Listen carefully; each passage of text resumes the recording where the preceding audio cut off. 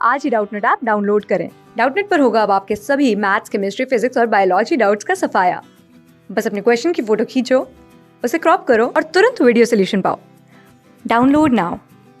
नमस्कार दोस्तों, स्वागत करता हूं आप सभी का। आपका प्रश्न है, सोडियम परमाणु के अंतिम कक्ष में एक इलेक्ट्रॉन है और इसकी संयोजकता 1 होती है, किंतु ऑक्सीजन परमाणु की अंतिम कक्षा में 6 इलेक्ट्रॉन होते हुए भी इसकी सामान्य संयोजकता 2 होती है, ऐसा क्यों? ठीक है ना। तो आइए हम इस प्रश्न के उत्तर को जानते हैं। ठीक है ना। तो इसके उत्तर को समझने से पहले हम इसमें जो ये संयोजकता होती है उसकी परिभाषा को समझते हैं। ठीक है ना, जिसके आधार पर हम अपने प्रश्न के उत्तर को निकालेंगे। ठीक है ना। तो जो संयोजकता होती है किसी, ठीक है, वह कुछ इस प्रकार से परिभाषित है कि रासायनिक संयोग करते समय, ठीक है ना, कोई भी तत्व जितने इलेक्ट्रॉनों को ग्रहण करता है अथवा त्याग करता है, ठीक है ना, वे उसकी संयोजकता कहलाती है। ठीक है ना। तो आइए इसको लिख लेते हैं कि किसी रासायनिक संयोग में, ठीक है ना, रासायनिक संयोग में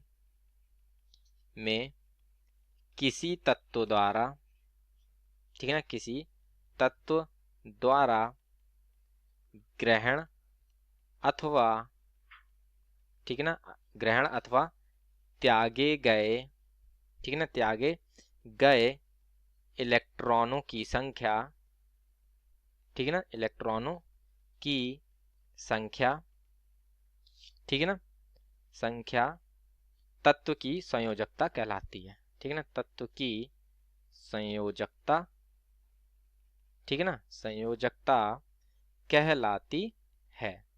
ठीक है। तो जैसे कि हमने इसकी परिभाषा में देखा कि यदि कोई तत्व है, ठीक है, यदि वह किसी दूसरे तत्व के साथ रासायनिक संयोग कर रहा है, ठीक है, तो वह उस संयोग के समय जितने इलेक्ट्रॉनों को त्यागेगा या ग्रहण करेगा वह उसकी संयोजकता कहलाएगी। अब जैसे कि जो सोडियम हमें यहाँ पर दिया है, तो सोडियम को हम Na से प्रदर्शित करते हैं। ठीक है।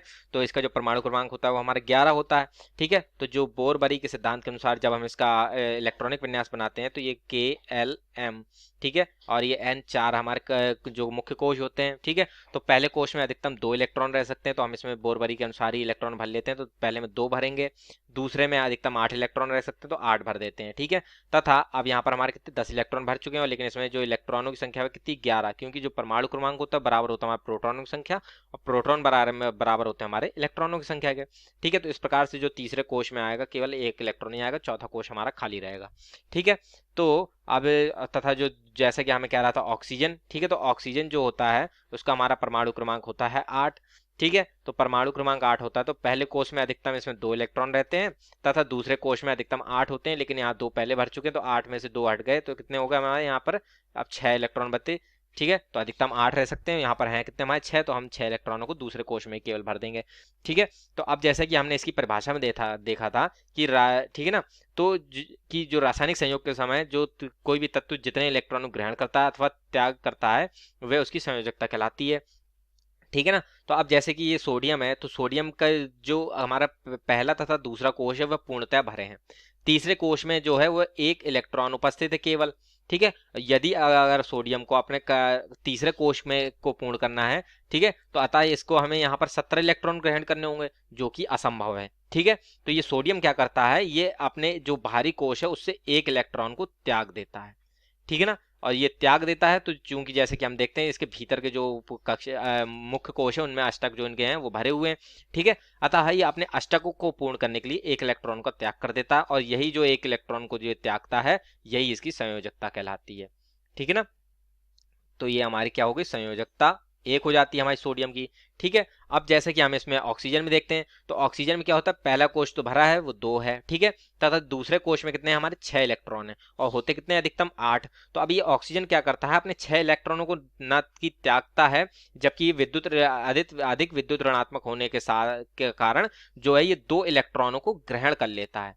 ठीक है। ताकि इसके जो बाहरी कोश में दो इलेक्ट्रॉनों को जब ये ग्रहण कर लेगा तो इसमें 8 इलेक्ट्रॉन हो जाएंगे। ठीक है। जिसके कारण ये इसका भी अष्टक पूर्ण हो जाएगा और ये भी स्थायित्व को प्राप्त कर लेगा।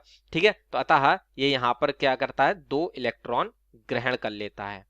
ठीक है ना, ताकि अपने अष्टक को पूर्ण कर सके। ठीक है ना, अपने अष्टक को पूर्ण करने के लिए, ठीक है ना, अष्टक को पूर्ण करने के लिए ये ऐसा करता है। ठीक है ना, जिसकी वजह से ये प्रत्येक तत्व तो अपने स्थायित्व को बनाए रखना चाहता है, और अष्टक यदि उसका पूर्ण होता है तो सबसे स्थायित्व को प्राप्त कर लेता है। ठीक है। तो इस प्रकार से जब इसने 2 इलेक्ट्रॉनों को ग्रहण किया, तो यही हमने परिभाषा में देखा था कि कोई भी इलेक्ट्रॉन कोई भी तत्व जितने इलेक्ट्रॉन ग्रहण करता है या त्याग करता है तो वह उसकी संयोजकता होती है। तो यहाँ पर इसने कितने इलेक्ट्रॉनों को ग्रहण किया? 2 इलेक्ट्रॉनों को, ठीक है ना। तो अर्थात इसकी संयोजकता कितनी हो जाएगी? अब 2 हो जाएगी, ठीक है ना। संयोजकता बराबर हमारी अब कितनी हो गई? 2, ठीक है ना। तो इस प्रकार से ये हमारा होता है कि जो हमारा सोडियम है उसके बाहरी कोश में 1 इलेक्ट्रॉन होते हुए इसकी संयोजकता 1 होती है, और जो ऑक्सीजन होता है इसके बाहरी कोश में 6 इलेक्ट्रॉन होते हुए भी इसकी संयोजकता 2 होती है। ऐसा इसलिए होता है क्योंकि जो ऑक्सीजन होता है वह हमारा 2 इलेक्ट्रॉन ग्रहण करके अपने अष्टक को पूर्ण करता है, और जो सोडियम होता है वह 1 इलेक्ट्रॉन का त्याग करके अपने अष्टक को पूर्ण करता है, ठीक है ना। तो इस प्रकार से यह हमारे प्रश्न का उत्तर पूर्ण होता है। आशा करता हूँ आप सभी को उत्तर समझ में आया होगा। धन्यवाद। क्लास 6 से 12 से लेके नीट, IIT, जेईई मेंस और एडवांस के लेवल तक 10 मिलियन से ज्यादा स्टूडेंट्स का भरोसा। आज ही डाउनलोड करें डाउटनेट ऐप या व्हाट्सएप कीजिए अपने डाउट्स 8400 400 400 पर।